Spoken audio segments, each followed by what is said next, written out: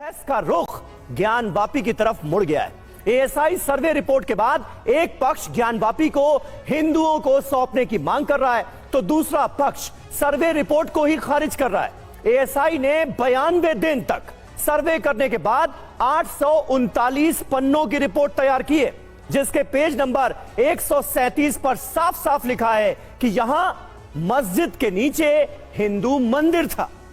और ऐसे में सवाल यह है कि क्या एएसआई की रिपोर्ट के आधार पर यह मान लिया जाए कि ज्ञान है, लेकिन यह सवाल अब सबके सामने रख दिया गया है। बिल्कुल, और हमारे साथ इस वक्त कई खास मेहमान मौजूद हैं, उनसे आपका तारुफ करा दें। अभिषेक राय साहब हमारे स्टूडियो में ही आ चुके हैं, वकील हैं सुप्रीम कोर्ट के। दिनेश कपूर हमारे साथ जुड़े हैं, इतिहासकार हैं। मौलाना पीर अली कादरी साहब अध्यक्ष हैं मरकजी अंजुमन कदारिया के, वो हमारे साथ मौजूद हैं। और डॉक्टर प्रवेश कुमार चौधरी प्रवक्ता हैं विश्व हिंदू परिषद के, वो भी हमारे साथ जुड़ रहे हैं। एक नेचर ऑफ स्ट्रक्चर है, क्या वही मूल विषय है इस कानूनी बहस का? मौलाना पीर कादरी, यही बात बार बार कही जा रही है एएसआई की रिपोर्ट के हवाले से कि जो नेचर ऑफ स्ट्रक्चर है वो मंदिर का है, इसलिए यह कहा जा रहा है कि मस्जिद यहां थी ही नहीं। नमाज वाली बात तो आपने सुनी ली कि नमाज कहीं पढ़ना नहीं पढ़ना यह सुनिश्चित नहीं करता कि वो स्थान मस्जिद है। देखिए सर, सबसे पहली बात तो जो है हमारे अपने वकील साहब बड़े ही आदर के काबिल हैं और आप बहुत बड़े वकील हैं, मैं आपका आदर करता हूं।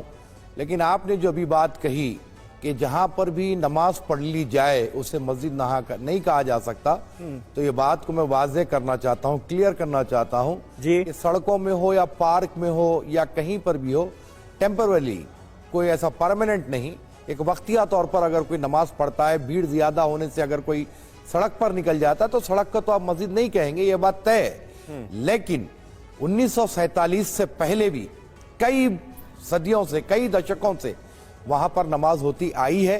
अब रहा सवाल कि हिंदू पक्ष का दावा है कि ये मंदिर था और एएसआई की जो है रिपोर्ट भी आई है और उसमें भी ये कहा जा रहा है कि कुछ ऐसे मंदिर के वहां पर अवशेष मिले हैं, तथ्य निकले हैं। तो मेरा देखिए सर, हर वक्त एक मेरा अपना मानना ये रहा कि मेरे लिए तमाम चीजों से पहले मेरा अपना नेशन है। मैं नेशन फर्स्ट की बात करता हूं, बाद में सब कुछ करता हूं। और मैं कोई राजनेता नहीं हूं, मैं कोई राजनीति करने के लिए यहाँ नहीं बैठा हूं। लेकिन जब तक के ये विवाद हमारे अपने देश में चलते रहेंगे, कहीं ना कहीं हिंदू मुस्लिम की खाई बढ़ती जाएगी। और जहां तक के ये खाई बढ़ती जाएगी और हमारे अपने देश को इससे नुकसान होगा। तो मैंने जब ज्ञान व्यापी का मसला सबसे पहले उठा था, उस वक्त भी ये मैंने कहा था कि मां राम मंदिर को कई दशकों तक कोर्ट में जो है मामले को चलाया गया, तो मैंने इस बात को कहा कि भाई इसको आउट ऑफ द कोर्ट हर दो समुदाय के लोग बैठे, क्योंकि मैं एक सूफीज्म से ताल्लुक रखने वाला हूं।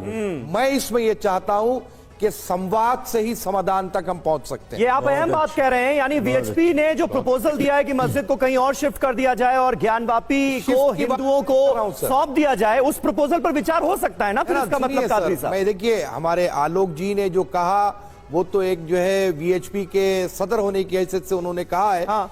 लेकिन मैं ये कह रहा हूं कि ऐसा ना हो कि जो है हम जितना कोर्ट में इसको लड़ते जाएंगे, हमारे बीच में आप ये कह रहे हैं कि जितनी लड़ाई लंबी होगी, खाई भी उतनी ही गहरी होती जाएगी। डॉक्टर प्रवेश कुमार, सवाल यही है कि ये प्रस्ताव अभी सब जानते थे कि प्रभु राम का जन्म अयोध्या में हुआ, लेकिन उसके लिए भी संघर्ष करना पड़ा, कोर्ट में जाना पड़ा और बाद में निर्णय क्या निकला, यानी जो सत्य है वही तो निकल कर आएगा। नहीं, तो इमरान चौधरी का बयान, सर्वे से पहले ही सबका मानना है कि वहां मंदिर था। डॉक्टर इमरान चौधरी का यह बयान है, मस्जिद में मंदिर के निशान मौजूद हैं, बातचीत के जरिए विवाद खत्म करना चाहिए, ये कहना है डॉक्टर इमरान चौधरी का। क्या कह रहा है ये सुनते हैं। उसमें स्पष्ट दिख रहा है कि पश्चिम की जो द्वार है, पश्चिम की जो दीवार है, उसका हिस्सा मंदिर का है।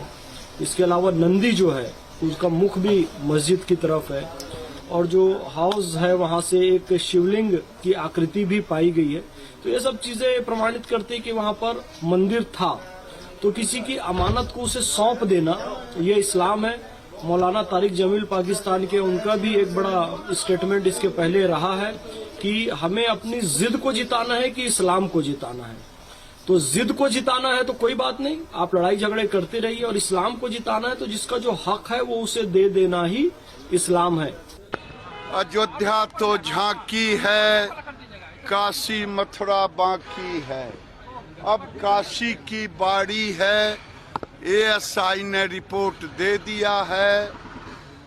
अब मुसलमान भाइयों से अपील है, वो काशी को हिंदुओं को सुपुर्द कर दें। सारे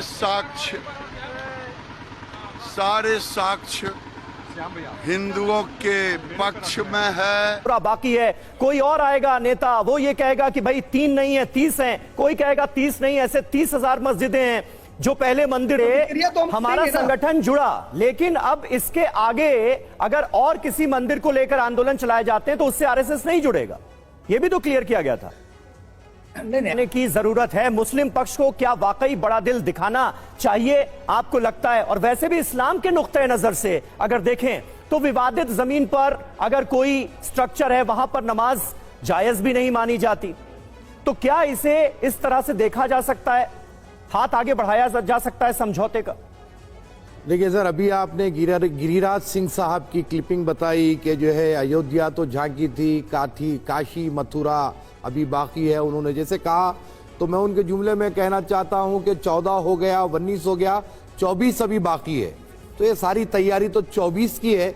ये जितने राजनेता जो है ना, इनकी बात पर कोई भरोसा ना किया जाए इस मामले में।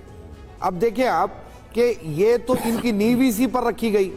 राम मंदिर की बात की जा रही है, सुप्रीम कोर्ट का क्या फैसला आया, एएसआई की रिपोर्ट के बारे में, राम मंदिर ने के फैसले में सुप्रीम कोर्ट ने क्या कहा नहीं, लेकिन मुस्लिम पक्ष अगर आगे बढ़कर हिंदुओं को सौंप देता है ज्ञानवापी कैंपस, तो फिर तो ये मुद्दा ही खत्म हो जाएगा। आप जिसका जिक्र कर रहे हैं कि भाई राजनीति होती है ऐसे मुद्दों पर, वो हो ही नहीं पाएगी। समीर भाई वही कह रहा हूं मैं कि देखें आप कि इनकी राजनीति की नींव यही मामलात पे टिकी हुई है। इनकी राजनीति की नींव यहां पर तरक्की, विकास, विश्वास, ये सारी बातें नहीं होगी। जबकि हमारे प्रधानमंत्री जी ये कहते हैं कि सबका साथ है, सबका विश्वास है, सबका विकास है, लेकिन ये जितने नेता, ये इस तरह के जो नेता है ना, ये लोग सिर्फ यही कहते हैं। काउंटर ले लेते हैं प्रवेश जी। आप प्रवेश जी हमेशा हम ये सुनते क्या 74 में बीजेपी थे क्या? अरे बीजेपी थी ही नहीं। राम मंदिर आंदोलन का, मुक्ति का आंदोलन बीजेपी बनी इसीलिए ना सर, चलता आ रहा है वो लंबे समय 1992 के वाक़े को क्या आप भूल गए? 6 दिसंबर को जो हुआ था, और सुप्रीम कोर्ट ने क्या कहा? 6 दिसंबर के मामले में सुप्रीम कोर्ट ने क्या कहा? कि अच्छी हरकत बताई। यूपी गवर्नमेंट हलफनामा डालने के बाद कोर्ट की अवहेलना की गई 6 दिसंबर को। आज कानून की बात की जा रही है, आज देशभक्ति की बात की जा रही है, आज सुप्रीम कोर्ट की बात की जा रही है। अरे सर, 6 दिसंबर 1992 में कोर्ट के आदेश को क्यों नहीं माना? कोर्ट के आदेश के क्यों खिलाफ गए? कोर्ट की अवहेलना क्यों की गई? आप बताइए। अरे हम ये कह सकते हैं कि बाबरी मस्जिद पर जब सुप्रीम कोर्ट का ऑर्डर आया तो किसी मुसलमान ने उसके ऊपर कोई टीका टिप्पणी नहीं की, बल्कि हमने सुप्रीम कोर्ट के आदर को माना, सुप्रीम कोर्ट को माना, और आज इस पर किसी किस्म का कोई एहतजाज मुसलमानों ने नहीं किया। तभी तो आप क्या बात कर रहे हैं सर? आप शहीद हो गई, ओवैसी क्या बोल रहे हैं कि हमको मस्जिद लेनी है अपनी वापस? अरे सर, मैं किसी राजनेता की बात नहीं करता, मैंने कह दिया आपसे। मैं अपने देश के संविधान को मानता हूँ, मैं अपने देश के कानून को मानता हूँ, लेकिन आप लोग क्या हिसाब से बात कर रहे हैं? कादिर साहब, अगर देखा जाए ना तो ये काट जो आप कह रहे हैं ना, एक नैरेटिव मुस्लिम्स के अगेंस्ट शुरू किया जा रहा है, इसकी और हिंदुओं को दे दें तो आपकी गुडविल बहुत बढ़ जाएगी। गुडविल के लिए दिनेश कपूर साहब को दिखाएं, स्क्रीन पर लाएं दिनेश कपूर जाएगा। अब एक काम ये करें कि आके कल के दिन मेरा घर भी ले ले गुडविल के लिए। ये बेकार की बात है, तो दूसरी जगह रख दिया। आपकी इतनी अच्छी बातें सुन के मैंने सोचा आप मेरी बात समझेंगे। सर, ऐसी बात नहीं होगी। देखिए दिनेश जी को अपनी बात रखने दीजिए। कादरी साहब, ये सारे मामले सुने क्यों जा रहे हैं? आप कह रहे हैं लूप होल है, इसकी वजह से ऐसा हो रहा है। लूप होल है, ठीक है, वेरी पोरली ड्राफ्टेड लेजिस्लेशन। ठीक है। इस बीच ज्ञानवापी पर मुख्यमंत्री योगी आदित्यनाथ